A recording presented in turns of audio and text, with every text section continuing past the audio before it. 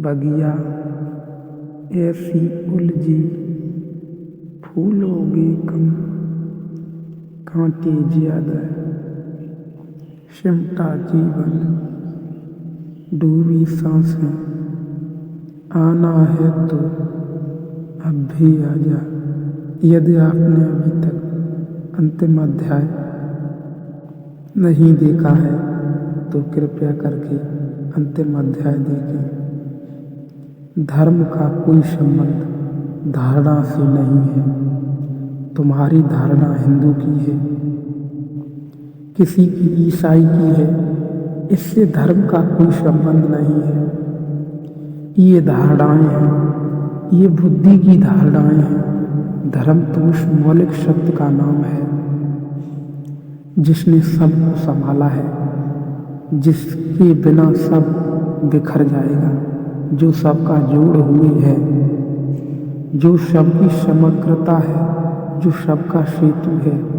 वही जैसे हम फूल की माला बनाते हैं, एक फूल का ढेर लगा हो और फूल की माला रखी हो, फर्क क्या है? ढेर अराजक है, उसमें कोई एक फूल का दूसरे फूल से संबंध नहीं है। सब फूल असंबंधित है। माला में एक धागा पिरोया, वह धागा दिखाई नहीं पड़ता, वह फूलों में छिपा है, लेकिन एक फूल दूसरे फूल से जुड़ गया। इस सारे अस्तित्व में जो धागे की तरह पिरोया हुआ है उसका नाम धर्म है, जो हमें वृक्षों से जोड़े है, चांद तारों से जोड़े है, जो कंकड़ पत्थरों को सूरज से जोड़े है, जो सबको जोड़े है, जो सबका जोड़ है, वही धर्म है।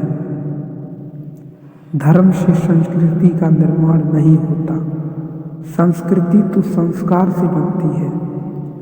धर्म तो तब पता चलता है जब आप सारे संस्कारों का त्याग कर देते हैं। संन्यास का अर्थ है संस्कार त्याग।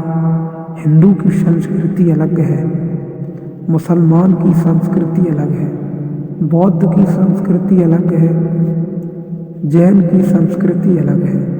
दुनिया में हजारों संस्कृतियां हैं, क्योंकि हजारों ढंग के संस्कार हैं। कोई पूरब की तरफ बैठकर प्रार्थना करता है, कोई पश्चिम की तरफ मुंह करके प्रार्थना करता है, यह संस्कार है। कोई ऐसे कपड़े पहनता है, कोई वैसे कपड़े पहनता है, कोई इस तरह का खाना खाता है, कोई उस तरह का खाना खाता है। ये सब संस्कार हैं। दुनिया में संस्कृतियों तो रहनी चाहिए, क्योंकि जितनी विविधता हो उतनी दुनिया सुंदर है। मैं नहीं चाहूँगा कि दुनिया में बस एक संस्कृति हो, बड़ी बेहुदी बेरौनक आने वाली होगी। दुनिया में हिंदुओं की संस्कृति होनी चाहिए, मुसलमानों की, ईसाइयों की, बौद्धों की, जैनों की, चीनियों की, रूसियों की, हजारों संस्कृतियां होनी चाहिए, क्योंकि वैविध्य जीवन को सुंदर बनाता है। बगीचे में बहुत तरह के फूल होने चाहिए। एक ही तरह के फूल बगीचे को ऊब से भर देंगे। संस्कृतियां तो अनेक होनी चाहिए, अनेक हैं, अनेक रहेंगे, लेकिन धर्म एक होना चाहिए, क्योंकि धर्म एक है और कोई उपाय नहीं। तो मैं हिंदू को संस्कृति कहता हूँ, मुसलमान को संस्कृति कहता हूँ, धर्म नहीं कहता। ठीक है, संस्कृतियाँ तो सुंदर हैं, बनाओ अलग ढंग की मस्जिद, अलग ढंग के मंदिर सुंदर है, मस्जिदें सुंदर हैं। मैं नहीं चाहूँगा कि सिर्फ दुनिया में मंदिर रह जाए और मस्जिदें मिट जाए, बड़ा सौंदर्य कम हो जाएगा। मैं नहीं चाहूँगा कि संस्कृति ही रह जाए, अरबी मिट जाए, बड़ा सौंदर्य कम हो जाएगा। मैं नहीं चाहूँगा कि दुनिया में सिर्फ कुरान रह जाए, वेद मिट जाए, गीता उपनिषद मिट जाए, दुनिया बड़ी गरीब हो जाएगी। कुरान सुंदर है, साहित्य की अनूठी कृति है, काव्य की बड़ी अनूठी गहन ऊंचाई है, लेकिन धर्म से कुछ लेना देना नहीं। वेद प्रिय हैं, अनूठे हैं, उद्घोष हैं, पृथ्वी की आकांक्षाएं हैं, आकाश को छू लेने की उपनिषदि अति मधुर है, उनसे ज्यादा मधुर वक्तव्य कभी भी नहीं दिए गए। वे नहीं खोने चाहिए, वे सब रहने चाहिए, पर संस्कृति की तरह धर्म तो एक है। धर्म तो वह है जिसने हम सबको धारण किया, हिंदू को भी, मुसलमान को भी, ईसाई को भी। धर्म तो वह है जिसने पशुओं को, मनुष्यों को, पौधों को, सबको धारण किया है। जो पौधों में रहे हरे धार की तरह बह रहा है, जो मनुष्यों में रक्त की धार की तरह बह रहा है, जो तुम्हारे भीतर श्वास की तरह चल रहा है, जो तुम्हारे भीतर साक्षी की तरह मौजूद है। धर्म ने तो सबको धारण किया है।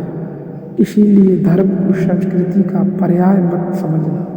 धर्म से संस्कृति का कोई लेना देना नहीं है। इसलिए तो रूस की संस्कृति हो सकती है, वहाँ कोई धर्म नहीं है। चीन की संस्कृति है, वहाँ अब कोई धर्म नहीं है। नास्तिक की संस्कृति हो सकती है, आस्तिक की संस्कृति हो सकती है। धर्म से संस्कृति का कोई लेना देना नहीं है। धर्म तो तुम्हारे रहने सहने से कुछ वास्ता नहीं रखता, धर्म तो तुम्हारे होने से वास्ता रखता।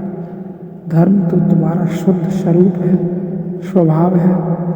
संस्कृतियाँ तो तुम्हारे बाहर के आवरण में, व्यवहार में, इन सब चीज़ों से संबंध रखती हैं। कैसे उठना, कैसे बोलना, क्या कहना, क्या नहीं कहना। धर्म से कोई परंपरा नहीं बनती, धर्म परंपरा नहीं है। धर्म तो सनातन शाश्वत सत्य है, परंपराएं तो आदमी बनाता है। धर्म तो है, परंपराएं आदमी से निर्मित है, आदमी के द्वारा बनाई गई है। धर्म आदमी से पूर्व है, धर्म के द्वारा आदमी बनाया गया है। इस फर्क को ख्याल में ले लेना। इसलिए परंपरा को भूलकर भी धर्म मत समझना। और धार्मिक व्यक्ति कभी पारंपरिक नहीं होता, ट्रेडिशनल नहीं होता। इसलिए तो जीसस को सूली देनी पड़ी, मंसूर को मार डालना पड़ा, सुकरात को जहर देना पड़ा, क्योंकि धार्मिक व्यक्ति कभी भी परंपरागत नहीं होता। धार्मिक व्यक्ति तो एक महाक्रांति है, वह तो बार बार सनातन और शाश्वत का उद्घोष है।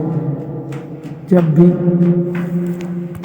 धार्मिक व्यक्ति तो एक महाक्रांति है, वह तो बार बार सनातन और शाश्वत का उद्घोष है। जब भी सनातन और शाश्वत का कोई उद्घोष करता है तो परंपरा से बंधे लकीर के फकीर बड़ा घबरा जाते हैं, उनको बहुत बेचैनी होने लगती है।